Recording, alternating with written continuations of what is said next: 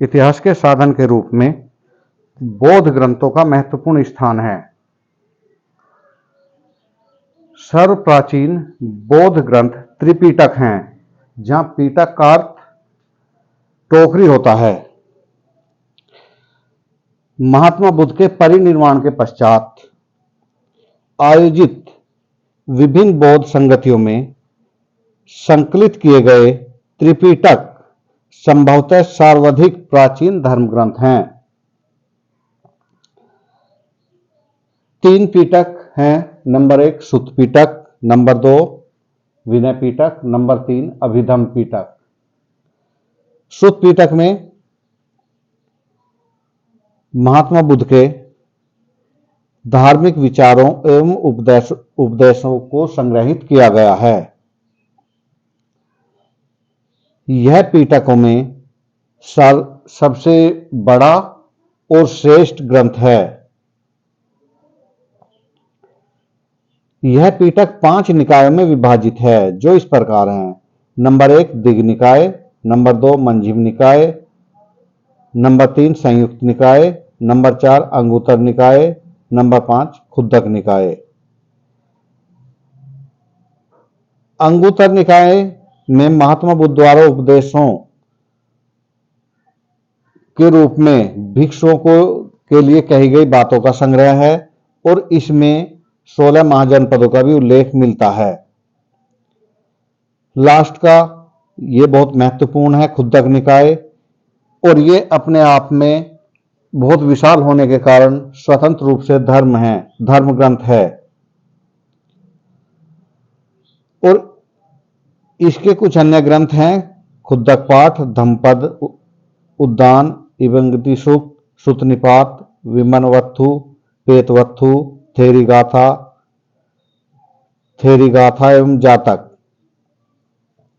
जातक में बुद्ध के पूर्व जन्मों से संबंधित करीब 500 कहानियों का संकलन है। यह भी खुद्दक निकाय का ही एक भाग है। इसके बाद आता है विनय पिटक। इस ग्रंथ में मठ निवासियों के अनुशासन संबंधी नियम दिए गए हैं। यह पिटक 3 भागों में विभक्त है। नंबर 1 सुत्त विभंग, नंबर 2 खंडक, नंबर 3 परिवार। सुत्त विभंग का शाब्दिक अर्थ है सूत्रों पर टीका। इसके 2 भाग महाविभंग एवं भिक्खुनी विभंग हैं। महाविभंग में बौद्ध भिक्षुओं के लिए एवं भिक्खुनी विभंग में बौद्ध भिक्षुणियों हेतु नियमों का उल्लेख मिलता है। खंडक में मठ या संघ के निवासियों के जीवन के संदर्भ में विधि निषेधों की विस्तृत व्याख्या की गई है, यानी कि मठ में रहने वाले लोगों को क्या क्या कार्य नहीं करने चाहिए, इस बात का उल्लेख खंडक में मिलता है। खंडक के 2 अन्य भाग महावग एवं चुलबग हैं। महावग में संघ के अत्यधिक महत्वपूर्ण विषयों का उल्लेख है। इसमें कुल 8 अध्याय हैं, पर चुलबग में जिसमें 12 अध्याय हैं, इसमें वर्णित विषय कम महत्वपूर्ण हैं। और इसका तीसरा भाग है परिवार, जो प्रश्नोत्तर क्रम में है। अभिधम्म पिटक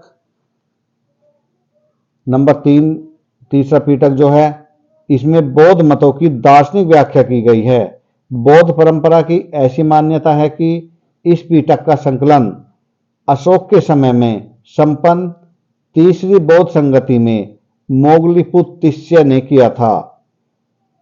इस पिटक के अन्य 7 ग्रंथ हैं धम्मसंगणी, विभंग, धातु कथा, मुगल पंचती, कथावस्तु, यमक, पत्थन ग्रंथ आदि।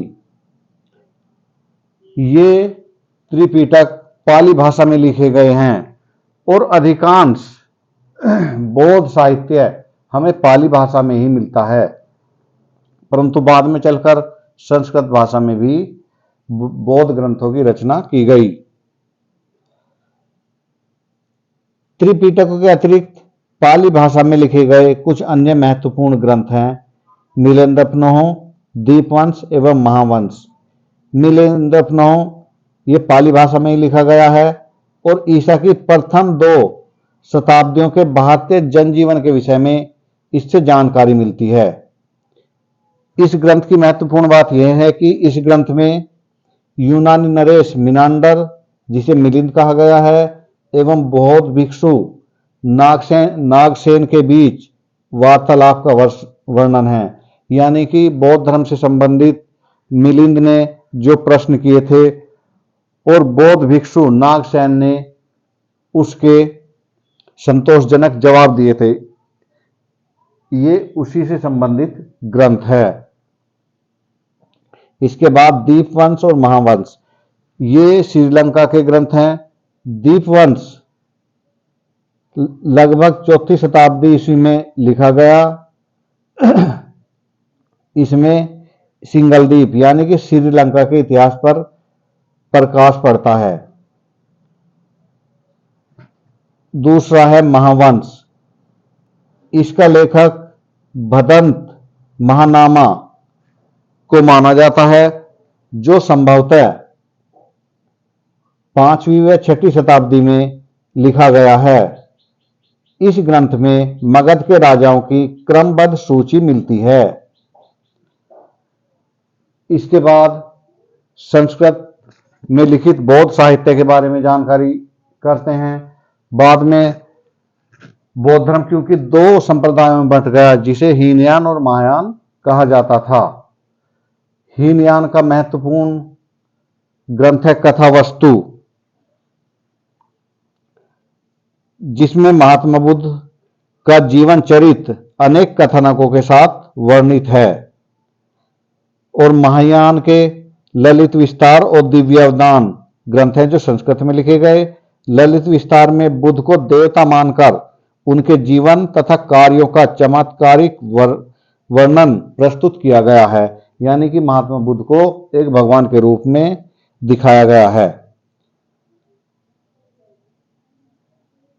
और दिव्यावदान में अशोक के उत्तराधिकारियों से लेकर पुष्यमित्र शुंग तक के शासकों के विषय में सूचना मिलती है। अगर ये प्रश्न पूछा जाए कि किस ग्रंथ में महात्मा बुद्ध को देवता की उपाधि दी गई है या देवता माना गया है, ईश्वर स्वरूप माना गया है, तो वह ग्रंथ ललित विस्तार है। संस्कृत बौद्ध लेखकों में अश्वघोष का नाम अत्यंत महत्वपूर्ण है। इनके ग्रंथों में बुद्ध चरित्र और सौंदरानंद ये महाकाव्य हैं और सारिपुत्र प्रकरण नाटक है। इसके अलावा आर्य मंजूश्री मूल कल्प एक ग्रंथ है जो संस्कृत भाषा में लिखा गया है, जिसमें बौद्ध दृष्टिकोण से गुप्त सम्राटों का वर्णन मिलता है। इस प्रकार बौद्ध साहित्य से हमें उस समय के इतिहास लेखन के साधन के रूप में महत्वपूर्ण जानकारियां प्राप्त होती हैं। अगर यह प्रश्न पूछा जाए कि किस ग्रंथ में 16 महाजनपदों का वर्णन है, तो वो अंगुत्तर निकाय है, जिसे मैंने पहले भी बताया था शायद।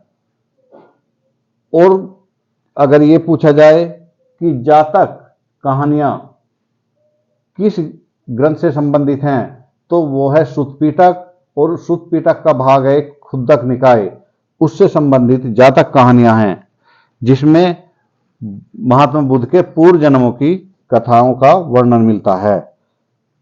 इस प्रकार बौद्ध साहित्य से हमें उस समय के इतिहास रचना में काफी मदद मिलती है।